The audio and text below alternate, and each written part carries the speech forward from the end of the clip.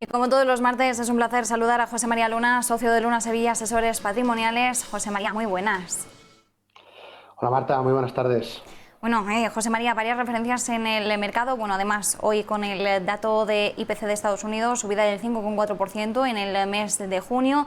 Varias referencias, porque además vamos a tener la comparecencia de Jerome Powell en el Congreso el miércoles y jueves. A ver qué nos dice sobre este dato, mientras seguimos digiriendo esa nueva estrategia del Banco Central Europeo, ya situando el objetivo de inflación en el 2%, ya no en ese por debajo, pero cerca de él, sino ya directamente en el 2%. En medio de todos estos frentes que tenemos en cuanto a datos macroeconómicos, en cuanto a política monetaria, ¿cómo podríamos definir el contexto actual del mercado? Bueno, yo creo que el contexto, a pesar del último dato de inflación que hemos conocido efectivamente hoy en el mes de junio en Estados Unidos, que ha sido además tanto el dato de inflación como el subyacente sorprendentemente por encima de lo que se había estimado por el consenso del mercado, yo creo que sigue siendo muy similar al de las semanas pasadas, ¿no? Los focos de atención están ahora mismo muy centrados en los resultados de las compañías. Previsiblemente van a ser muy buenos, buenos o muy buenos.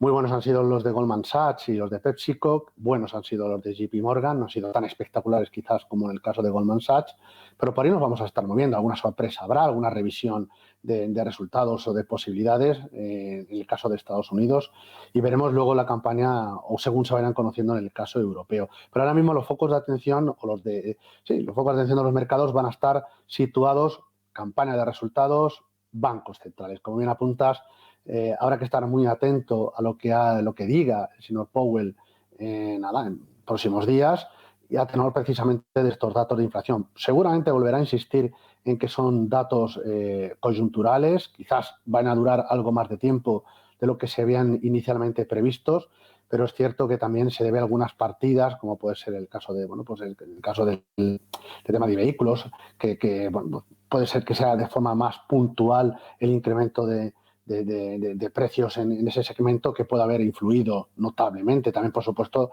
lo que se deja sentir en el tema de las materias primas, ¿no? Con lo cual, esos van a ser los dos puntos o los focos en torno a los cuales van a ir girando en las próximas semanas. Pero, curiosamente, a pesar de ese dato tan espectacular, como decía anteriormente, dato de inflación, estamos viendo los mercados bastante tranquilos. Estamos viendo el gran ganador hoy por hoy sigue siendo, o los dos grandes ganadores siguen siendo el Nasdaq, que otro día más se anota, al menos en el momento que estamos haciendo este programa, se anota un día más una subida que ya encadena bastantes jornadas subiendo.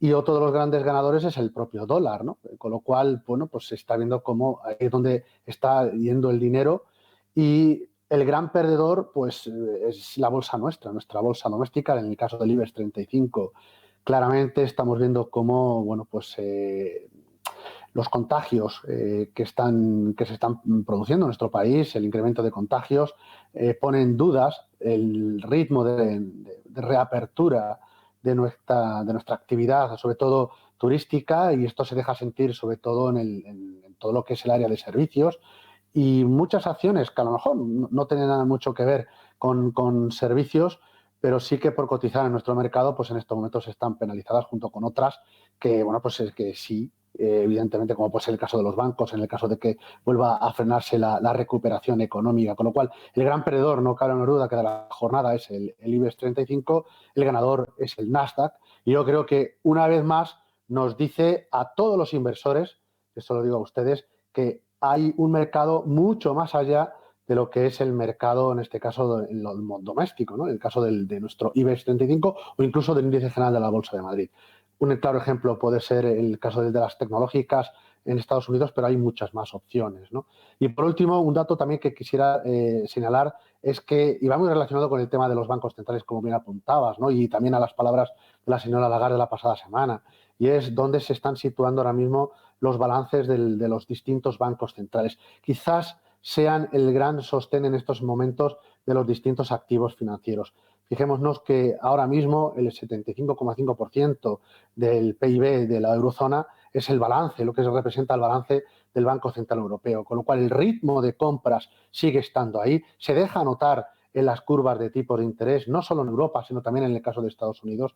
Y yo creo que me quedaría también con ese dato, con ese hecho de que hasta que no mejore realmente crecimiento económico, a pesar de los repuntes que podamos ver en la inflación, los bancos centrales van a seguir estando ahí.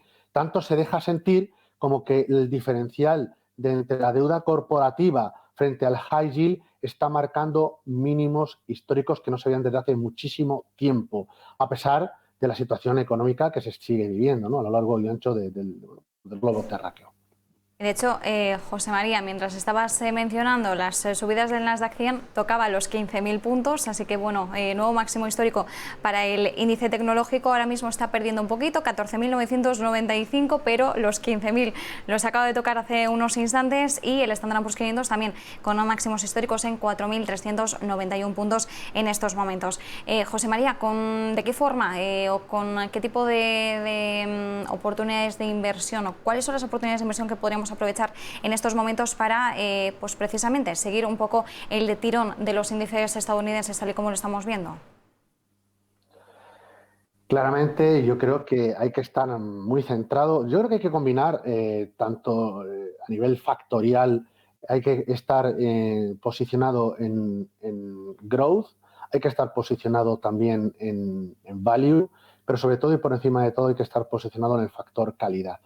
Hay que estar posicionado en aquellas compañías que puedan seguir bueno, pues, mejorando sus márgenes o manteniendo al menos los márgenes de beneficios en un entorno en el cual probablemente, en el caso de Estados Unidos, el ritmo de recuperación previsiblemente, según vaya avanzando este año, pueda ir perdiendo algo de impulso. Probablemente en algún momento determinado los tipos de interés en Estados Unidos, ahora muy bueno, pues adormilados o sesteando, por hacer un símil por las horas que son y por el mes en el cual estamos, probablemente, según vaya avanzando el ejercicio, puedan de nuevo repuntar. Sobre todo me estoy refiriendo a los tramos largos de la curva, 10 años, 30 años. Y eso, evidentemente, lo que nos hace pensar es que, evidentemente, esa mayor presión en el cual los costes financieros, también en el lado del impositivo, también, por supuesto, en algún momento por el lado de los salarios, puede sin duda alguna hacer que algunos de los márgenes tan espectaculares que estamos viendo ahora mismo, o de crecimiento de beneficios o crecimiento de ingresos, probablemente en el tercer trimestre, cuando conozcamos los beneficios empresariales en octubre respecto al cierre del tercer trimestre en Estados Unidos y los comparemos con el tercer trimestre del pasado ejercicio, quizás ya no sean tan espectaculares. Con lo cual, de momento, la estrategia ahora mismo en cuanto al peso en Estados Unidos es en nuestro caso, mantenemos cierta neutralidad. Es el mercado que más peso le damos junto con la renta variable europea en su conjunto. Me refiero no solo a España, sino también todo el resto de países de Europa. En segundo lugar, combinar esos tres factores, calidad, growth, value.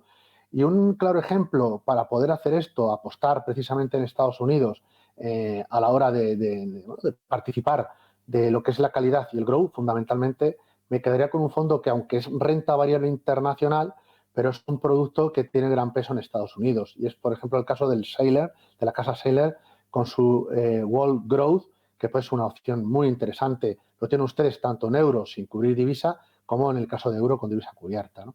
Con lo cual puede ser una opción. Si queremos valores más cíclicos, en el cual tengamos más peso en la banca, tengamos más peso en el sector industriales, más peso en infraestructuras, me quedaría con algún producto como puede ser el caso del Robeco US Last Cap, un producto que invierte en Estados Unidos, pero con un peso, como digo, más centrado en compañías más cíclicas, en el caso de Estados Unidos.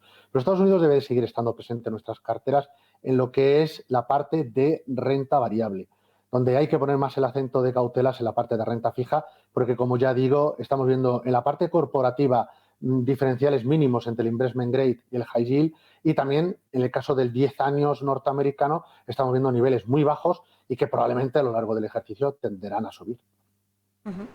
Y José María, con lo que respecta, bueno, más panorama nacional de cara a invertir en compañías españolas o en fondos que estén más enfocados a la renta variable española, ahora mismo sería un buen momento para posar la mirada en el selectivo español.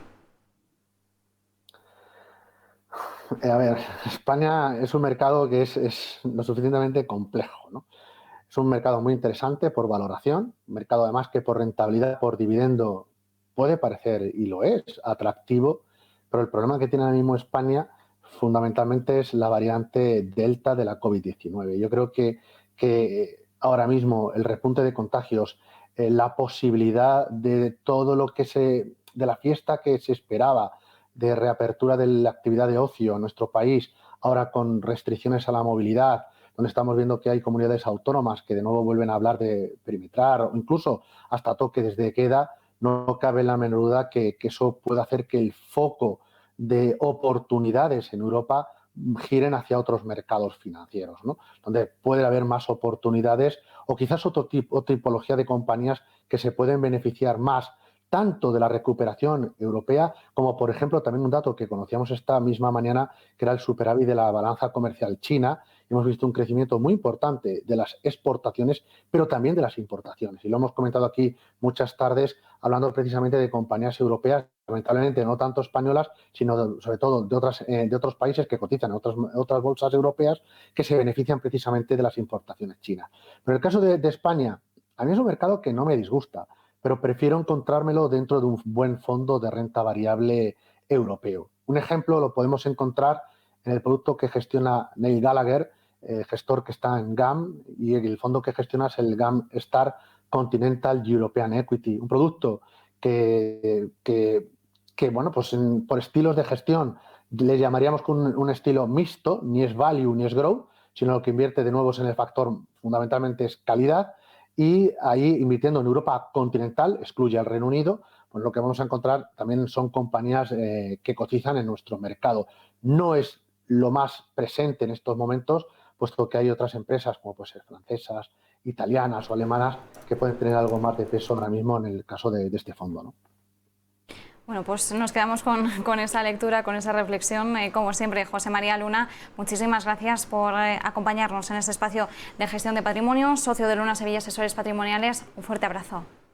Un fuerte abrazo y buen negocio y feliz tarde.